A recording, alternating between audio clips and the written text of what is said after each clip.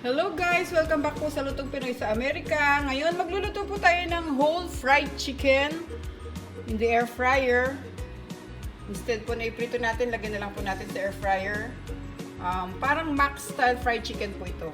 Ito po ang ating mga ingredients. Meron po tayo ditong fish sauce, ang ating calamansi juice, black ground pepper, bay leaves.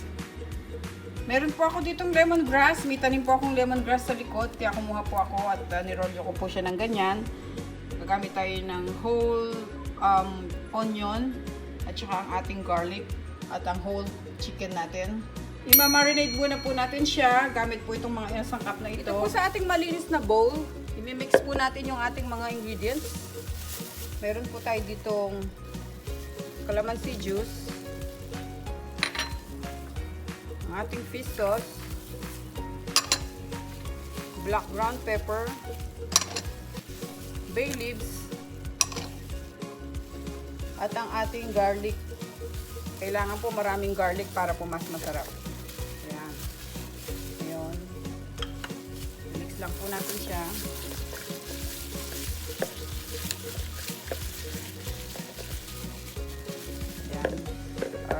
Set aside lang natin sandali. Then guys, kukunin natin yung ating chicken. Malinis na po yung kamay ko.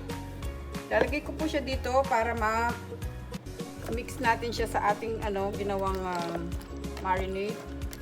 Ayan. Lalagyan po natin siya hanggang sa loob.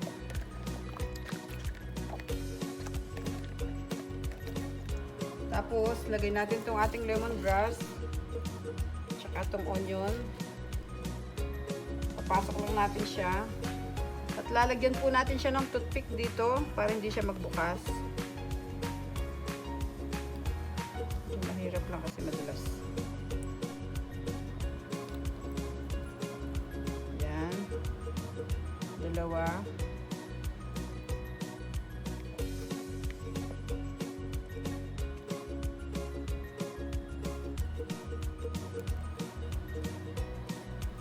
Yan, ganyan lang.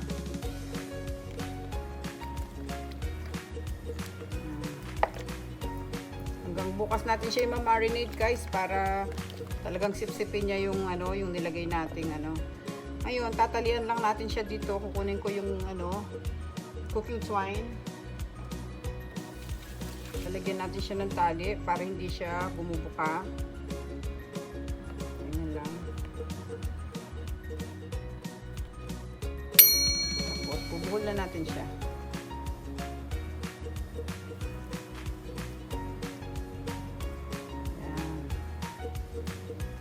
Ganyan lang po. Cut natin. Then, tatakpan po natin siya. Ilalagay na natin siya sa ref at babalikan ko kayo bukas ng morning. Okay? See you guys tomorrow. Hello guys! Good morning! It's already been 24 hours since yesterday na binabad natin tong ating chicken. Ito na siya. Kinuha ko na siya sa ref. So na natin siya. Kagabi pala bago ako nag-sleep, binaligtad ko lang siya para malagyan naman ng sauce yung kabila. Tapos ngayong umaga, inano ko ulit. Binaligtad ko ulit siya. Kaya ito na siya. Ngayon, magpapakulo na tayo ng sa steamer ng water. Lalagyan natin itong mga ingredients na to. Meron tayo dito ng onion, garlic, bay leaves, coriander. Yung coriander, optional lang yan. Kung wala kayo, okay lang, huwag nyo nalagyan. Pagdagdag flavor lang yan sa ating chicken. Tapos itong ating peppercorn at saka salt. Okay guys, halika, mag-umpisa na tayo. Tilagyan na natin yung chicken sa steamer at steam natin siya ng 45 minutes. Nilagyan ko lang siya ng sapin dito. Okay guys, ang gagawin natin yung ating steamer, lalagyan natin ng water sa baba. Meron akong 4.5 cups ng water dito. Para magkaroon siya ng lasa, lalagyan natin siya ng salt. Yung ating bawang at saka sibuyas.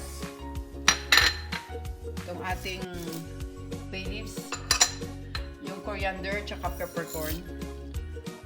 And then, haluin natin siya para matunaw yung asin na nilagay natin.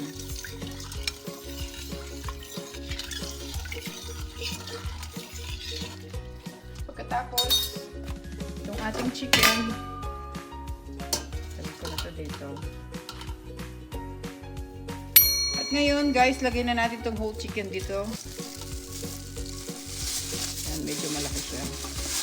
Almost 5 pounds yata ito. Yan. And then, lalagyan natin siya ng takip. Lagay na natin siya sa stove. Ito na yung ating chicken. Maghintay tayo ng 45 minutes. Steam natin siya. At babalikan ko po kayo sa medium heat lang po guys para maluto siya hanggang sa loob. Okay? See you later. Ngayon guys, tapos na yung ating chicken. Yan. Tapos na yung 45 minutes natin. Buksan natin siya. Yan.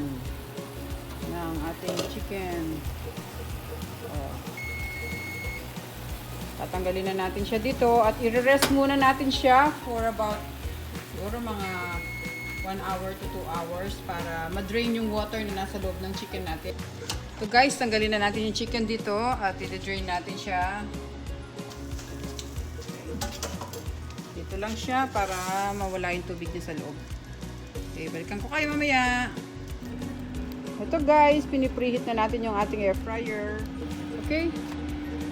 Mainit na tong ating air fryer, lalagay ko na yung chicken natin.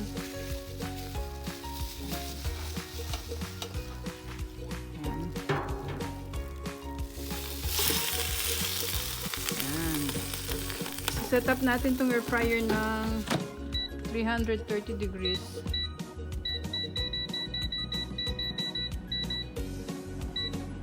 Ng 40 minutes. Yan. Pero ang gagawin ko, lalagyan ko muna siya ng foil dito sa taas para hindi masunog yung manok natin. Maluto muna siya agad. Tapos mamaya tatanggalin natin yung foil. Tatakpan muna natin siya ng foil. Para hindi masunog agad yung balat niya.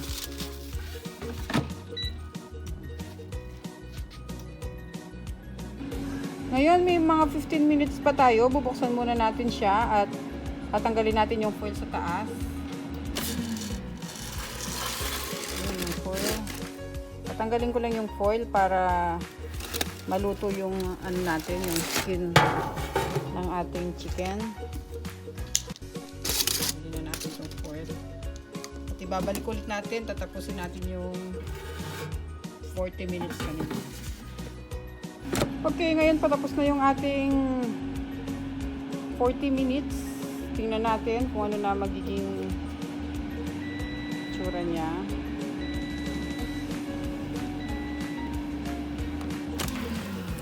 Oh, ito na siya guys. Yun ang gagawin natin. Babalik na rin natin siya para maluto yun sa kabila.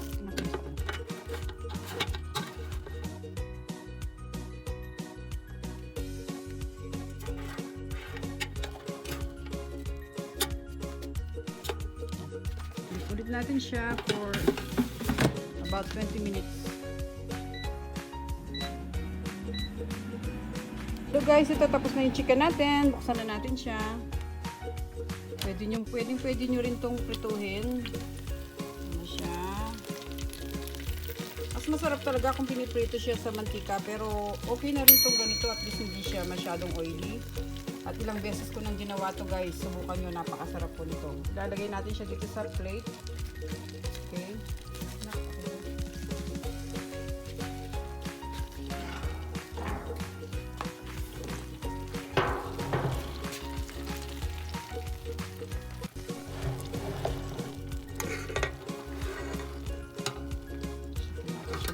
Kasi medyo malaki siya. Yan. Yan, napakasarap nito guys. Subukan nyo. Mainit.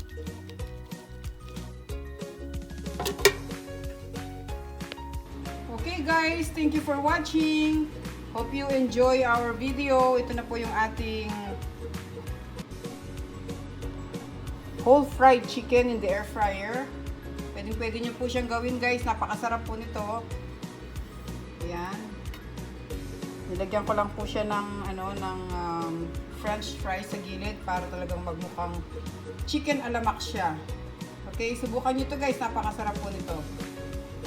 Maraming salamat po sa panonood. Ingat po tayong lahat. Please don't forget to subscribe. And paki-watch na po yung aming mga other videos. Marami po kaming masasarap na recipe doon. Maraming salamat po. Hindi po kalimutan, Lutong Pinoy sa Amerika. Thank you po.